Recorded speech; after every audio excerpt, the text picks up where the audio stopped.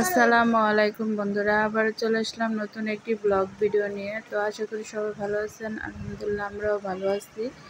তো ভিডিওটা ছিল শুক্রবার দিনের, আর শুক্রবার দিনে বেশ সকাল থেকে বৃষ্টি হচ্ছিল। আর বৃষ্টিময় দিনে পিঠা হবে না এটা তো হয় না। এই তো আমরা মাংস পিঠা তৈরি করে নিলাম। তো কার কার এই মাংস পিঠাগুলো ভালো লাগে সবাই অবশ্যই কমেন্ট বক্সে জানাবেন। আর প্লিজ সবাই লাইক দিয়ে দিবেন। আপনাদের একটি লাইকে আমার ভিডিওগুলো উপরে উঠতে সাহায্য করবে। তো এইদিকে একটি কথা হচ্ছে, আমি সব সাবস্ক্রাইবার ভাই ও আপুদের ভিডিও দেখি এবং লাইক দিই, কিন্তু আপুরা আমার সে তুলনায় কেউ লাইক দিচ্ছে না। আমার মোবাইলে যতগুলো সাবস্ক্রাইব করা আপু আছে সবার ভিডিও আমি কমেন্ট করি, লাইক দিই অ্যান্ড ফুল ওয়াচ করি, কিন্তু আমার মনটা অনেক খারাপ। কারণ হচ্ছে আমার ভিডিও কেউ লাইক দিচ্ছে না। ওয়াচ করে কি না তা তো জানি না, কিন্তু লাইক হচ্ছে না। তো আপনাদের কাছে বলবো প্লিজ সবাই একটু লাইক করে দিবেন।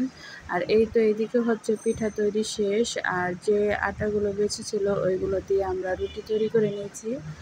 আর এদিকে হচ্ছে জায়েদ, রাইসা, সাইদ ওরা খেলা করতেছে। আর সাইদ হচ্ছে নতুন নতুন হাঁটা শিখছে। তো মাশাআল্লাহ এই মাসের মধ্যে পুরো হাঁটা শিখে যাবে, কিন্তু বেশ কয়েকদিন যাবত ও অসুস্থ আর আনহেলদি। তো দেখতেই পাইতেছেন। তো ওর বাবা ওর জন্য মাছ কিনতে চলে এসে সকালে, তো দেখি ওর জন্য মাছ নিয়ে আসে। আর এদিকে রাইসা যায় তোকে তো খেলায় বাধা দিতেছে, ওর পা ধরে টেনে টেনে রাখতেছে। আর এইদিকে হচ্ছে আমার মাছটার জন্য একটা সঙ্গে কিনতে হবে। মাছটা একা একা বোর ফিল করতেছে। এই দুনিয়াতে সঙ্গী ছাড়া কিছুই হয় না। তো যাই হোক, আমরা সকালে খাওয়া দাওয়া করে মাছের জন্য অপেক্ষা করতেছি। মাছ আনলে আবার কেটে কুটে রান্না বসাতে হবে দুপুরের জন্য। এই তো আলহামদুলিল্লাহ আমাদের মাছ চলে আসছে। তো এই তো প্রথমেই দেখলাম বড় একটা বোয়াল মাছ, এটা ছিল 5 কেজি ওজনের। আর এদিকে আছে গুলশা, পুঁটি আর হচ্ছে টাটকিনি নলা যেটাকে বলে ওই মাছগুলা। আর বোয়ালের সাথে ছিল এদিকে রুই, সবার প্রিয়। তো বাচ্চারা দেখি বেশ খুশি মাছগুলো, আমরাও খুশি।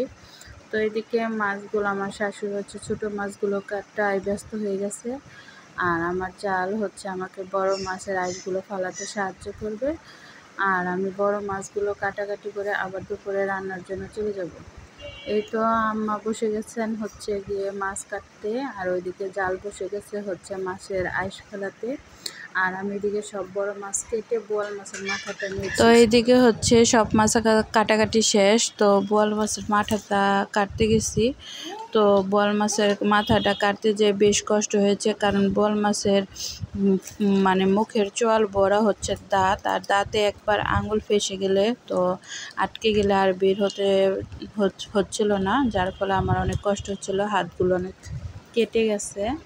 তো এইদিকে মাছ কাটাকাটি শেষ, আর হচ্ছে মাছ এখন প্যাকেটিং করা পালা। আর বোয়াল মাছটার বেশ খানিক ডিম হয়েছে, তো ডিম হওয়াতে মাছটা মজা লাগবে না, এটা সত্য কথা। আর এইদিকে হচ্ছে মাছ কাটাকাটি যেহেতু শেষ, আর আমি হচ্ছে রান্না বসাতে চলে যাব। তো সবাইকে বলবো প্লিজ সাবস্ক্রাইব করে আসবেন, তো ইনশাল্লাহ ব্যাক পাবেন। আর এইদিকে হচ্ছে আমি মাছ রান্না বসিয়ে দিয়েছি, মাছগুলো হালকা ভেজে নেব। আর এইদিকে তরকারি কষানো হয়ে গেছে, কষিয়ে নিচ্ছি। তো কষিয়ে নিয়ে আমি ঝোল দিয়ে দিয়েছি, আর ঝোলের মধ্যে হচ্ছে মাছের মাথাগুলো দিয়ে দেবো, যাতে মাছের মাথাটা ভালোভাবে সিদ্ধ হয়ে যায়। আর আমরা যেহেতু মানুষ ফ্যামিলিতে একটু বেশি, তো এটা হচ্ছে আমাদের এক বেলার রান্নার তরকারি। তো রাতের জন্য আমি গুঁড়ো মাছ রান্না করে নেব। আর এই তো মাছের সাথে হচ্ছে লাউ ভাজি করেছি, পটল ভাজা করেছি। তো দুপুরে হয়ে যাবে আলহামদুলিল্লাহ। তো এই ছিল একটি ছোট্ট ব্লগ। তো সবাই পাশে থাকবেন ইনশাল্লাহ। তো সবাই ফুল ওয়াচ করবেন।